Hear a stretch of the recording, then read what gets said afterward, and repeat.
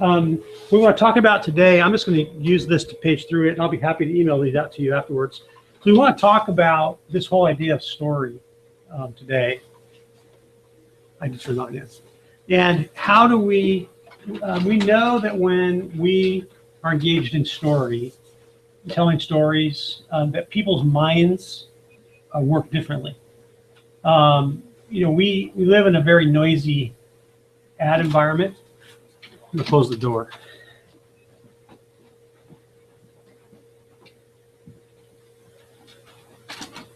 So our minds, are designed to filter out. If the chairs are funky, I do apologize. They're hand-me-over chairs, and so some of them are weird. And if you don't like your chair, get a different one. There's extras. So our minds are designed to filter out environmental noise. And that includes advertising messages, content. So we're constantly scanning, and our minds just automatically push the noise to, if we think it's background noise, we push it aside. And the amount of messages that are going out, the estimate is maybe 5,000 ad impressions a day for an urban or suburban person. So a lot of stuff we're just not paying attention to. So when we engage in a story, we know that our minds work differently. And our minds begin to activate both hemispheres of the brain. Our emotions are engaged, our imagination is engaged, and we actually change the way we begin to think. So storytelling, in fact, I'm part of a class at Northwestern University that's on some of these topics, and they're talking about the research that really all good organizations are using stories. Hi, Megan.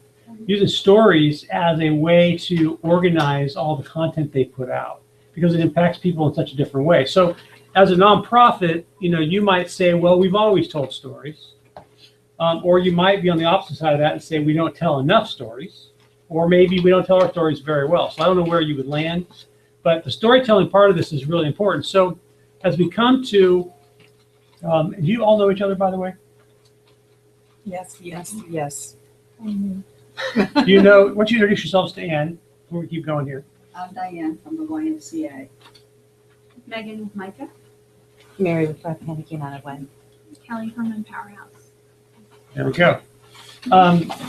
You all have stories to tell, right? So this whole idea of engaging in story is, it's one of the ways that we get past the noise in the market, and we engage consumers and our potential supporters in a whole new way. The stories are the things that move people to action. The stories are the things that get information to stick. And stories are the way that even if you gave somebody a whole bunch of information, if they really wanted to wrestle with it, they would probably organize it internally in a story. So we think it's a pretty big deal. Social networks have really changed how we tell stories. So we want to talk a little bit today about, as you're getting ready to share your messaging, getting ready for Community Give, how do you do that in a way that's going to have the most impact?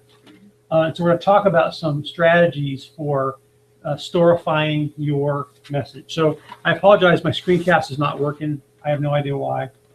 And so we're going to have to look at this little screen over here. We are appreciative to our sponsors, the Insurance Smith and the Community Foundation. So what makes a story, what makes your message a story? And I'll be happy to mail these notes out to you afterwards, so you don't have to madly write down everything. So the first thing is that we have to think about the story format. And so different people perceive different pieces of information as stories. So I want you to just think now, let's fast forward to Monday night. It's about 7:30. The television is on. And what's going to happen during the fall season? Monday night, football. Okay. So for an avid football fan, what are some of the first things they hear as that show begins to play? The music. Are you ready for some football? Okay, they hear a very familiar jingle. They hear that, are you ready for some football? Maybe they see that big animated football guy running around the screen. But those are all story triggers to them. And they know that they're about to engage in something. Now, it used to be the same kind of things that happen to people who read sports, read the sports pages, or read Sports Illustrated stories, or read the columns on sports. The same kind of trigger happens for them. They settle down. Now, let's fast forward. What's your favorite magazine? What do you like to read the most? Shop Smart. What is it? Shop Smart. Okay. Anybody else? What do you like to read? I haven't been able to read anything that would fit on the back of the cereal box. Okay, cereal My boxes. children were born. Okay. Anybody else have a magazine you'd like to read? You just enjoy reading?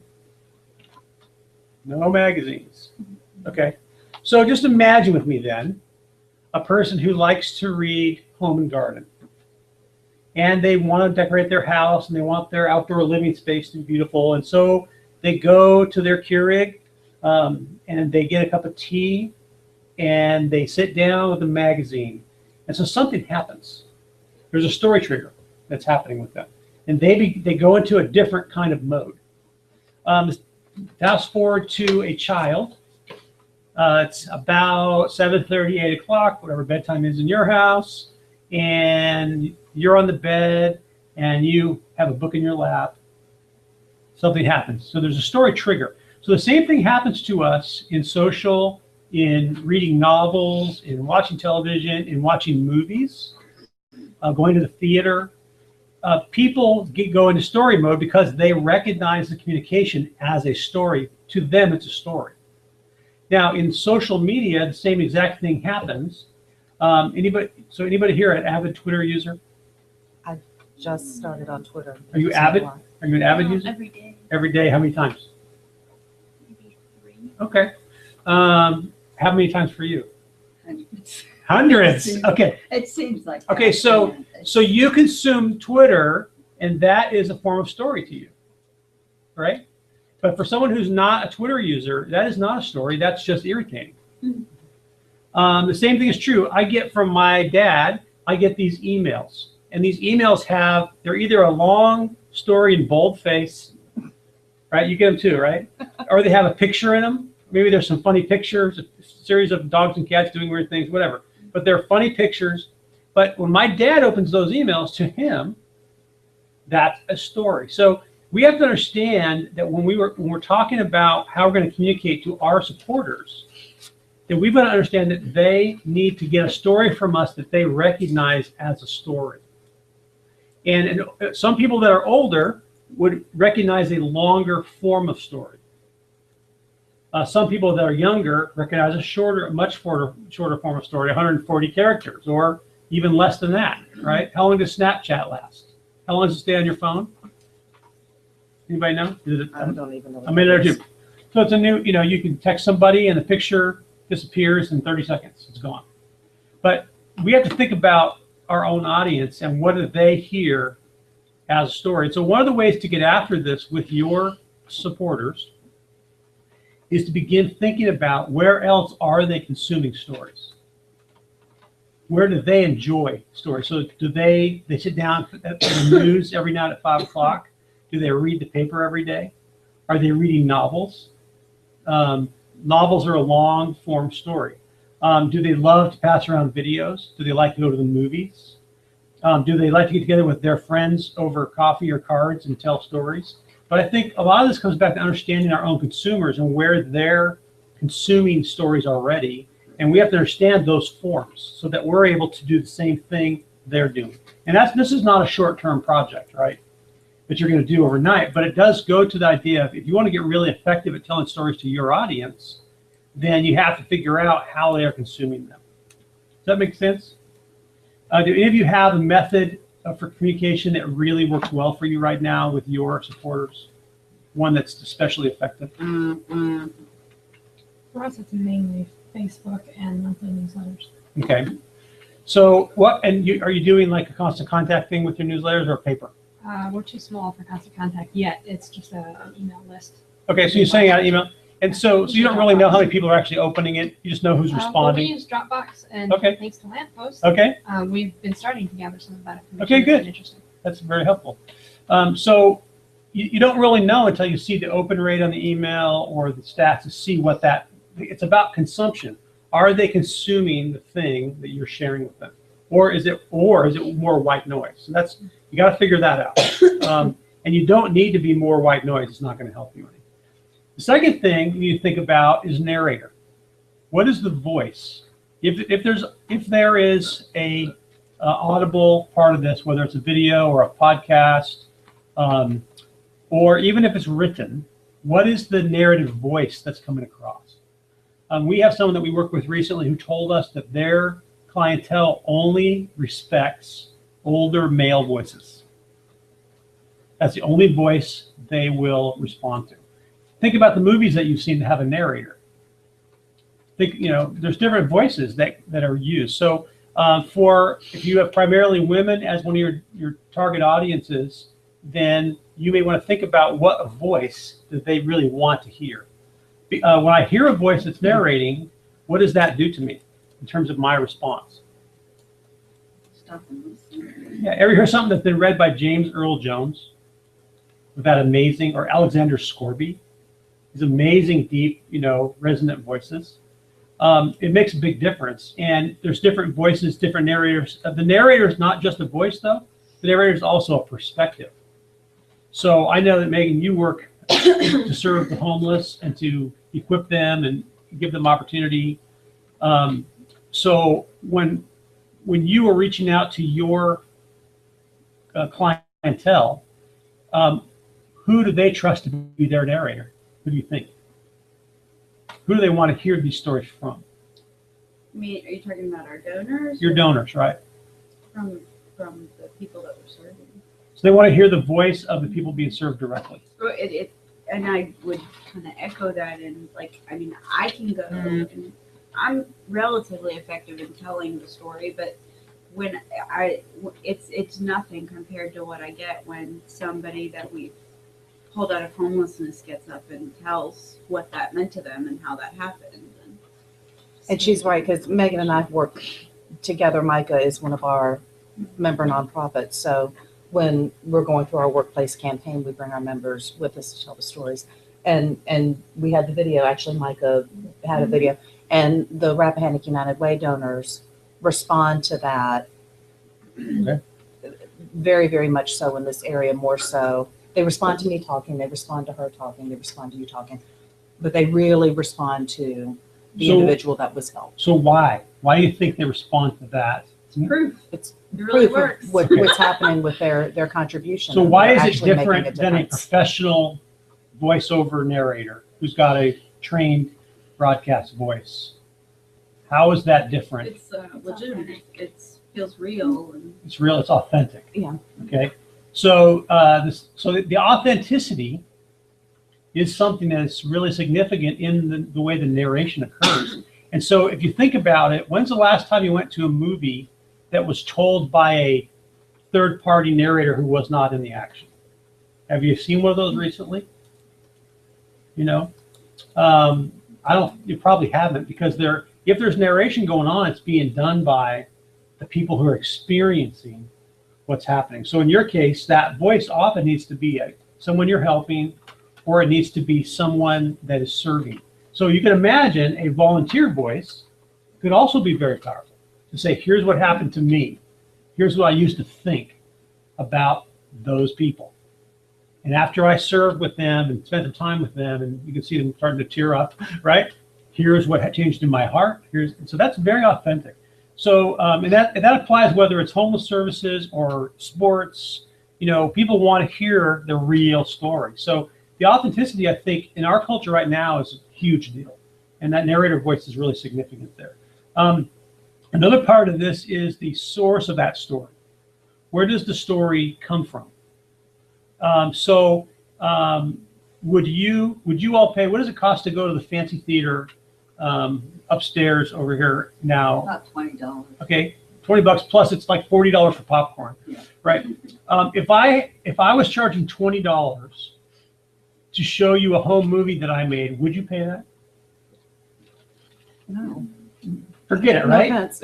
Okay, no. Hey, I wouldn't pay it either. So Right. So who delivers the movie or the story is also really important, because not only do I want to recognize it as a story so I get my story mind going, but I want to get it from a place that I recognize as a storytelling source. So what are some of the storytelling sources in our culture? Where do people go to get stories that they believe are real and that they would consume? They go to the internet, they go to the paper. Okay, they go to the newspaper, they go to the TV news, radio news, right? Do they come to your organization for that? Maybe to some of our social media platforms. Maybe. Yeah. Okay. So that's an important question. You know, are you becoming a trusted source where people come to consume not just opportunity but stories? And you know, but if I told you, if Amy was your friend, this is Amy Alexander, she's our brand manager. If Amy were to tell you and she was your friend, she'd say, "Hey, I know it sounds like a lot of money, but Dave has shot this really amazing movie, and we're all kicking in $20 so we can help cover the cost of their props and their editing and their actors. You want to come?" What are the chances you might do that? Much higher, right? Even though maybe you still be skeptical, but at least as it came from someone that you knew. So, you know, if your organization is not right now a super trusted source for stories, and you could be working on that, then what do? You find someone else who is trusted to tell that story for you. So that could be friend to friend, people telling their friends, "Hey, this is a story." Now, the YMCA uses that strategy every single year in their annual support drive, right? Volunteers are taught stories, and they tell all about them. That's what they do. And they tell their friends these stories. So it's person-to-person storytelling. It's been used for a lot of years, that strategy by the Y, very effective. But I think that you have to figure out who can deliver this story that has credibility. Can the local newspaper deliver it? That's a good source. Can the TV station, if we had one, we do have a new cable TV, CBTV, so they can deliver it for you, and they'll be building credibility. The radio. But for many of us, social is going to be the place where we get friends to tell friends, but you have to have some people doing that besides the institution. And so equipping your supporters to say, "Hey, this is a story you ought to hear." So with your thing you're doing, this video you're getting ready to launch, best thing you could do is find 30 or 40 volunteers who would get 5 of their friends to promise to watch it, and then ask them and just send it around. They'd be much more credible to them. So another thing that's important to think about is who are the primary actors in this story. I got a peek at what you're going to put out, and so the first scene I see is I see a homeless guy with a sign. Okay, so that's a primary actor in her story, is a homeless guy with a sign. What's happening to me when I see a homeless guy with a sign? What's my automatic first response? You're asking for money. Okay, and what's my behavioral response to someone who's holding a sign asking for money, who looks disheveled? What do I automatically do? I look away, I avoid him, I don't want to make eye contact, right? All those behaviors. So that image automatically creates a response. Now, part of her mission is to get people to overcome that response. So she has to wrestle with that reality. But the same thing's true for the rest of us. Whatever images, whatever primary actors you're putting out there in the story, you're creating a reaction just by the virtue of who they are. So it really makes it, really important that you know who your donor audience is. Who do they want to hear from and see and learn about? And one safe bet is going to be the people you're helping, because that's really what you're trying to support anyway. So that's a safe bet. A volunteer is a safe bet. A spokesperson better be pretty good. Better be really good at what they do, or they better be a little celebrity, or have a big following or something. So otherwise, you don't know how it's going to be received. So that's important to think about, how people are being received. Any thoughts about this? Questions?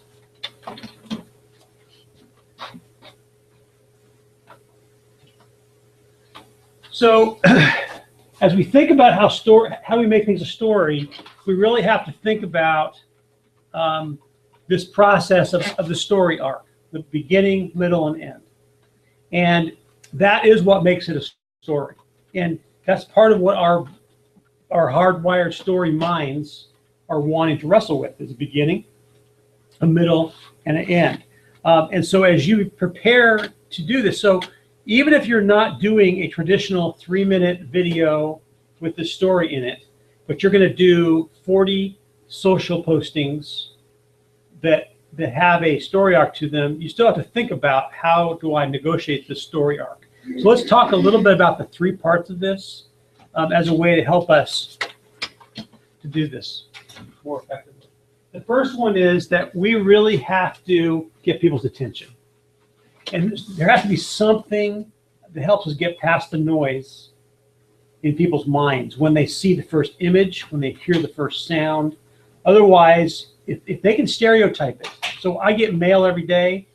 My mother-in-law gets mail every day, and their donor asks.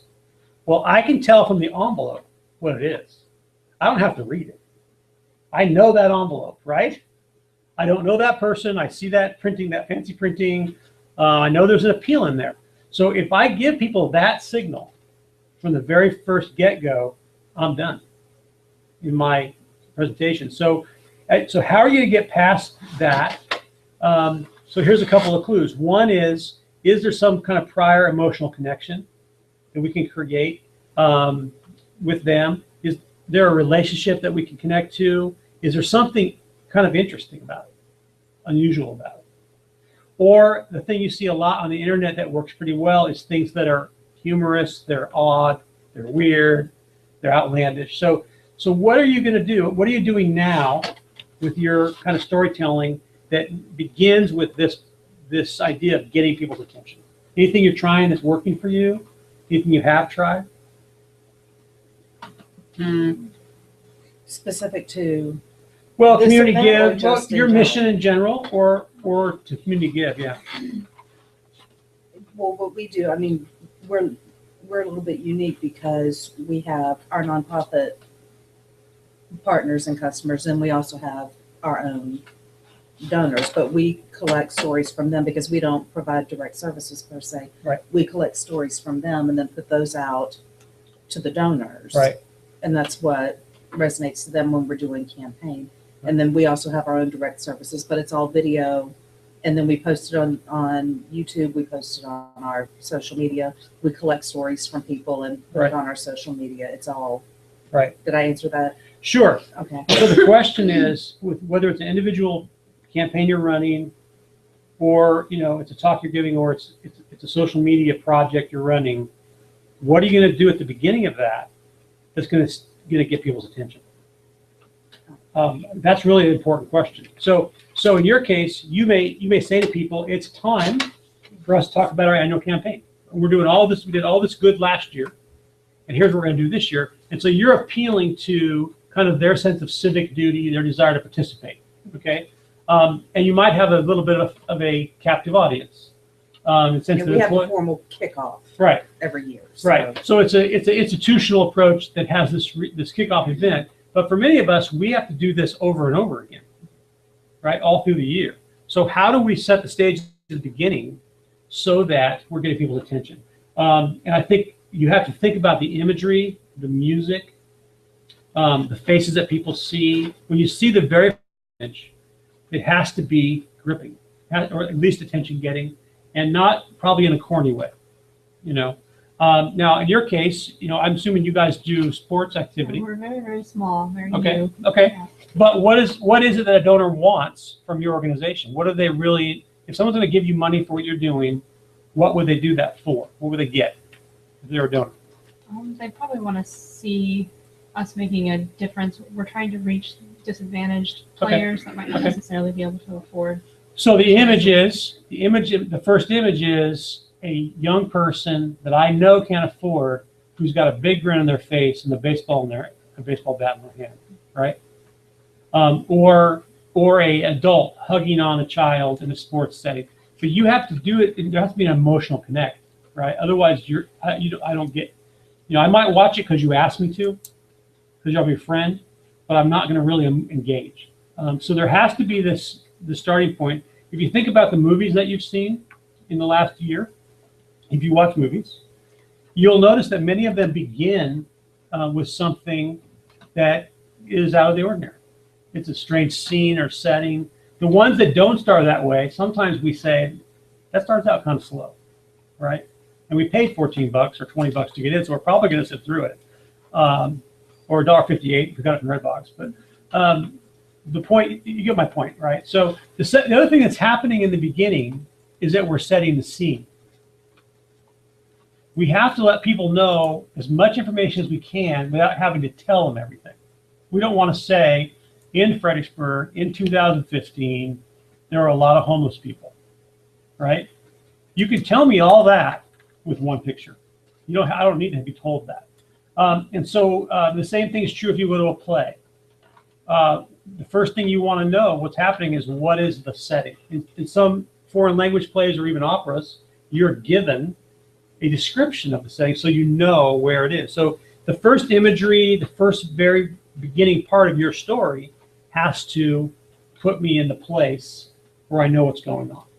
And the advantage of stories is that you can get a lot of information out, if it's visual especially, very quickly. I can learn a lot about the kids you're trying to help with a picture. And I can get that right away. I don't have to be told all kinds of statistics about them. I can see it. So I think that's what we're looking for. And then also think about, the same thing I said before, what kind of bias buttons are you pushing? Are you flagging things because of what you show people at the beginning? Are you turning them off at the beginning? And that's a big issue for us. You're not going to get you're not going to get everybody to be your donor, right? You're trying to find people who share your values, who care about what you care about. So it's okay if you turn some people off with your first imagery, but at the same time you're doing that, you better be grabbing somebody else. All right? And this is one thing that I don't know about the rest of y'all, but we're struggling with a little bit, this being our first year. We are so closely affiliated with an annual workplace giving campaign. Yeah. That stepping into this, Yeah. there's some concern. It's a little confusing. Are people going to think this is replacing the campaign? Right. Are they going to give to this and not give Right. to the campaign? And how do we Right.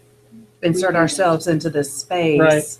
without compromising the other or confusing the donors? That's right. So And this is where we're that's good. struggling. Yeah. So it goes to this idea of what makes you different. So in your case, it's what makes this campaign different than the other one. Yeah. But for all of us, we have to answer the question, what makes us different? What makes your story unique compared to all the other stories?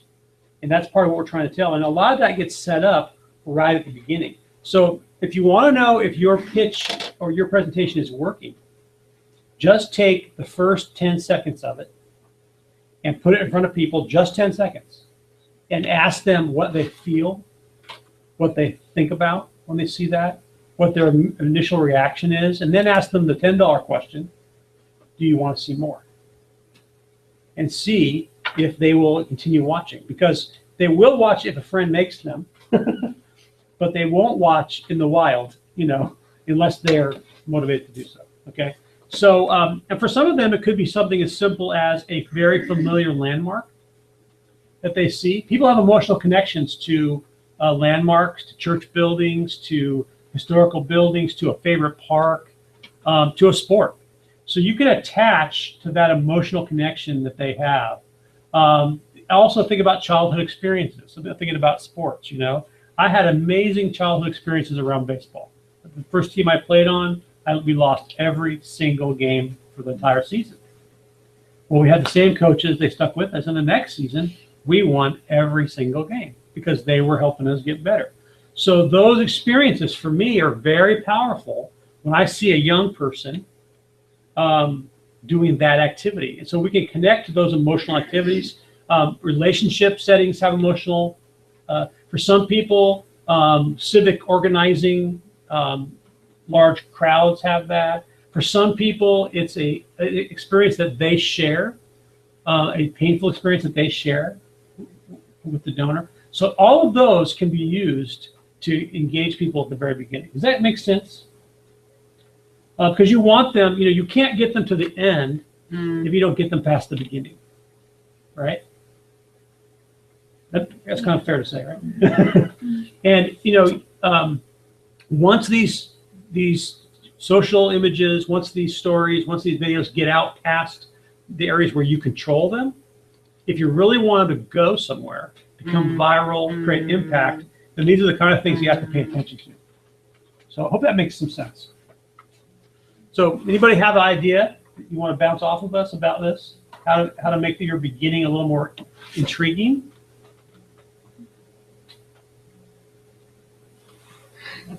Okay. I hope you have an idea later. So the middle of the story is all about the music beginning to play a little more intensely and the action beginning to build. So when scientists study stories, what they discover is that people have brain activity that's going on, and they actually have researched the fact that if a story starts well and people stay with the story for a little while, they actually begin to emotionally connect, and the reality of the story begins to transfer to them. They call it narrative transference. It's actually a chemical activity that happens, but it only happens with a strong start, and then this middle section is about building tension. Okay? Now, all of us, if we're trying to raise money, have got to create tension. If there is no tension, there are no donors, right? Because if there's no tension, you don't need any money. So in the middle of your story, you have to figure out how to share that tension with them. And it has to build, keep them engaged, and take them along for a while. So just think for a second, as you think about your own nonprofit, what are the facts, what are the things you're wrestling with that ought to create some tension for donors, that ought to create some concern for donors? For me, it's just the survivalism of what people who face deal with. So it's the lifestyle of living day to day, hour by hour, trying just to survive without any of the basic necessities that we take for granted. Okay? For us, what we're going to be funding through this is our Barbara Terry Emergency Fund for first-time people who are experiencing a first-time situation where they can't make rent. You know, the middle Okay. class becoming the new poor, and all of a sudden they've Okay. experienced some situation. So kind of the new fund is- homeless. Yeah, the working Okay. working poor. Okay. And the fund is depleted. Okay, So we don't have emergency assistance. for So what are people, what are the facts you should tell me about that bring me now? See, if you just tell me facts, Mhm. I'm not coming along. You're not coming along. because We need I to tell the can't story. I can't wrap my head around 5 out of every 1,000, or Right. it doesn't mean anything to me.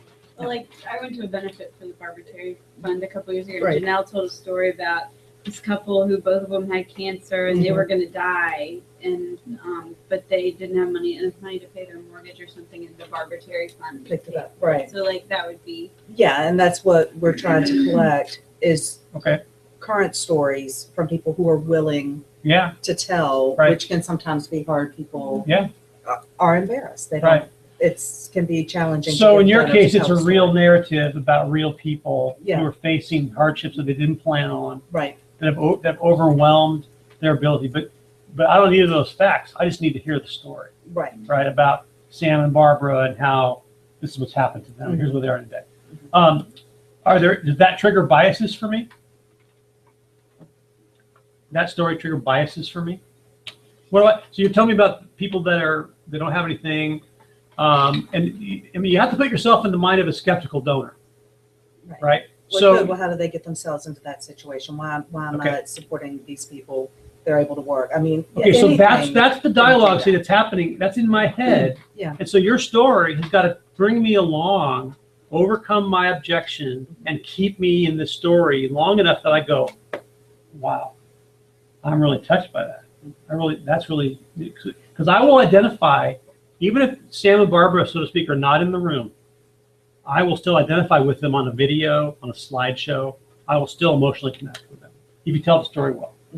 What are some other challenges you're facing? So in your case, it's trying to find resources to bring kids along, in a positive sporting environment where they can build skills, build confidence, strengthen their values, get hope for the future, right? And in this particular area too, the population has grown very quickly, and parks and rec infrastructure really hasn't grown along with it. Right. And so there's a real lack of opportunity just because the fields aren't available, the facilities aren't available, and Okay. that's what we're hoping to help solve. Okay. So somehow you got to tell that story in such a way that you keep me along, and the tension is building. So does tension make you uncomfortable when you're telling a story to donors? Does that make you uncomfortable to create tension in people? What do you think? Do we have a fear of that? As nonprofits, are we afraid to tell stories that are going to upset people? Well, I think to some degree we all do. I mean, you're afraid of losing your donors or losing your support, and then the fear of not being able to replace them if you have engaged a bias that you can't undo. Okay. I mean, but at the end of the day, we do it, right? So is there such a thing as too much tension? Too much challenge? Too much fear? What do you think? I think in some ways that might make them not want to give because they may feel the problem is too large. Okay. So if the problem's too big that I can't do anything about it, that's the issue? Okay.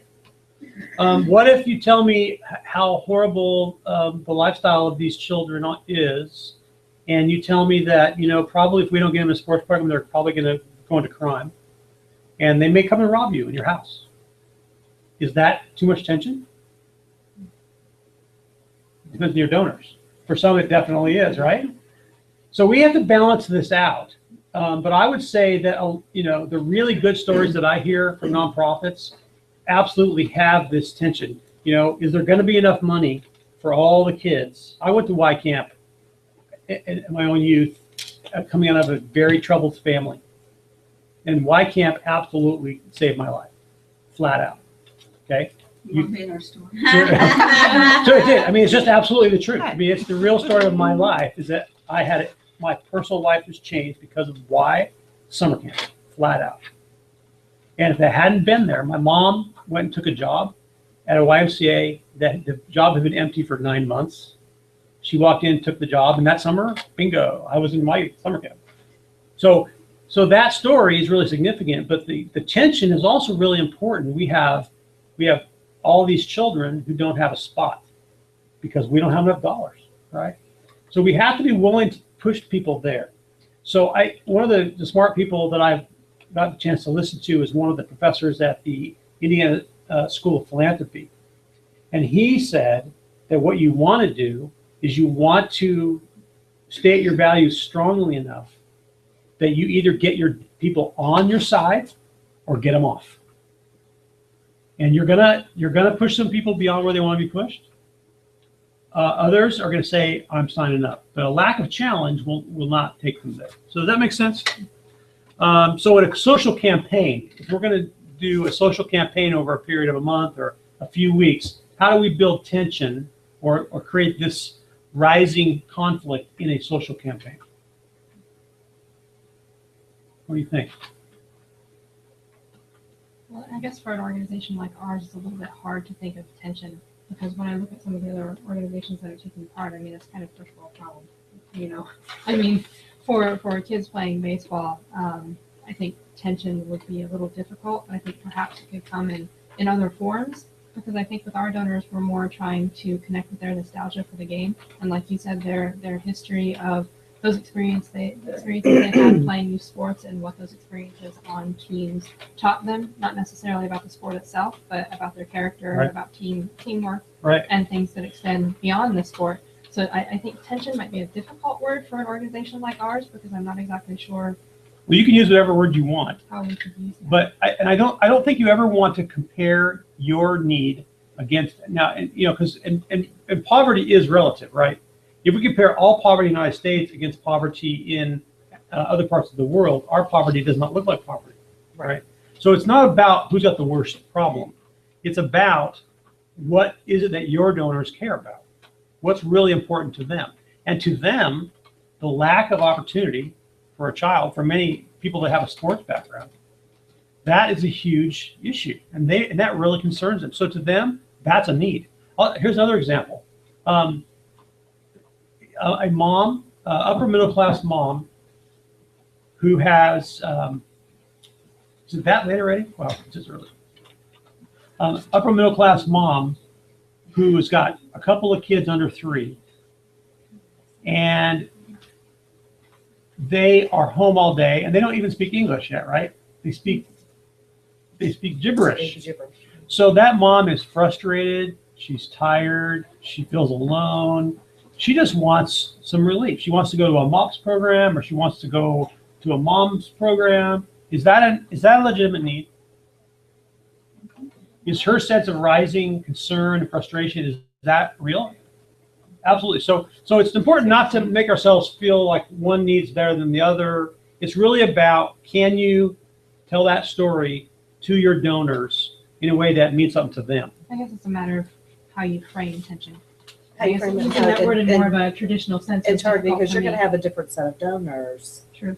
than somebody who's providing health and human service support to individuals. True, and being a new you would- organization, it's hard to even identify who our donor base is at this point. Right, you're going to be pushing Right. a completely different message out to a completely different That's right. Audience. group of people, a different audience. And some So- people care about homelessness and sports, right? Yeah. Some people only care about sports. Some people only care about homelessness. But it's all about putting your story in front of them so that they can connect with you in a way that keeps them connected. So this rising tension, you can call it, it's these are at-risk kids. That's tension. That's a social risk that they're facing for their future, right? A lack of youth development is a big deal. So I think it's important that we just have to figure out what are the ways. So in a social campaign, if we're going to be talking about what we're doing and the challenges we're facing, how do we create tension? Let's say your social campaign is 10 days long, like the Perfect the Pitch thing. How do you create tension among people? I'm not saying that in a negative way, but in the story arc over 10 days. How do I do that? Any ideas? What creates that sense of tension? The time. Okay, so, It's time constrained, the campaign. okay. What about the way that things are shared? So if over a 10-day period, if more and more people saying, I'm really concerned about this. Hey, you need to see this. This is important to me. So if a person were to get that message from 3 of their friends on an issue, that has the effect of creating this rising tension. And also the same thing holds true in a social campaign. We want to start with things that engage them, and then we want to build this sense of there's priority. We have to get something done. We want to create urgency. That's critical, okay? And you can still build that in a social campaign, just like you would in a video or any other presentation. How do I know if I've created too much tension? How would I know if I'm pushing this thing too far? You're going to get unfollowed. Okay, so you can on social, you can watch your unfollows. You can watch the negative responses. Some people will go back to you and say, "What are you talking about?" Or "Stop talking to me about this stuff." So it's important to be aware of that. So, so you believe me that tension is important? And I think we, as nonprofit leaders, if we want to build something, we have to be willing to explore this and not be afraid of it. So then the last part of this is, so beginning, middle, and end. So what is the end of my what's the end of my story? Story arc. Good Beginning, news. what is The it? wrap up, the good news. Okay, well, What happened, what great things happened with your support. okay, so in the end of a charity story, do we always have good news? What do we have at the end? Resolution. Okay, so what kind of resolution would you want to have? The impact. Yeah. Okay, so I've just told you, I've engaged you in this story about this amazing couple who've fallen on hard times, and they really are good people. They've always worked really hard, and now they're just overwhelmed. Now I'm at the peak of my story now. I've got my listener engaged. What do I do now? tell them what happened. They, in our case, they requested the funds. Okay. The emergency assistance. We were able to provide these funds. Because of that, they were Okay. able to stay in their home. Okay. Because of that, they were able to pay their medical bills. Because of that, whatever, this, that, and the other thing. And now, because of the assistance they received and because of what you did as a community, they are now back to living a happy and healthy lifestyle. Okay, so that's kind of a positive end to the story. And that is going to get people engaged because they're going to be inspired to be a part of that story, right? So that's one approach to that. The other approach would be, we've run out of money to help them. We can't do it again. Here's what they need. So the resolution sometimes is actually left open as an action step for people. We need a new place to serve the homeless. We need $1 million or whatever it is you need, right? We need that to serve the homeless. We need some new ball fields. Do away with politicians. Right now. So sometimes the resolution is not, we don't come to resolution all the time in a charity story. Sometimes we come to action step, and the resolution is you. You could help us. We need somebody who's volunteers to give us some land for new ballparks. We need somebody to step up with this much money to install them.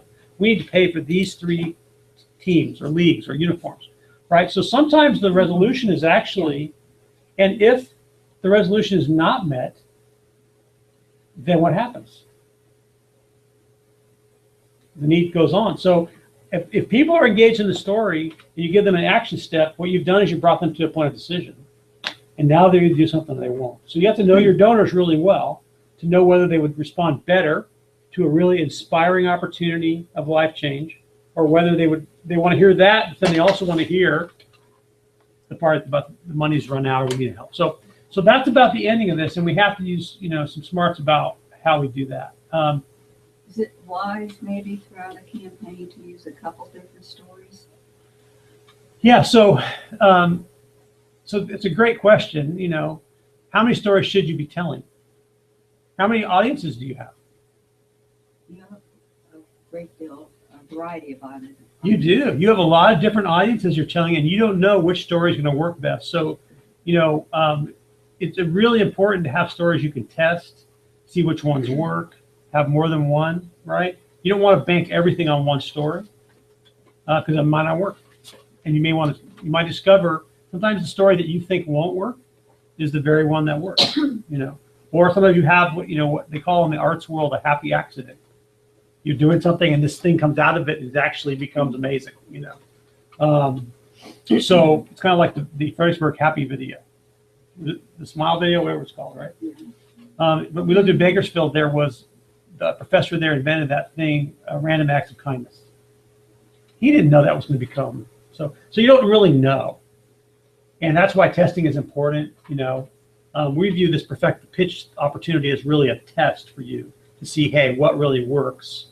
And if it doesn't work as well as you want, then tweak it and bring it back.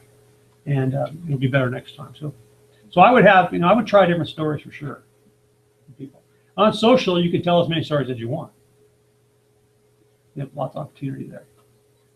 So the things you're working on right now for Community Give, for Perfect the Pitch, does this story idea, does it challenge you? Does it help you? What can you do with it?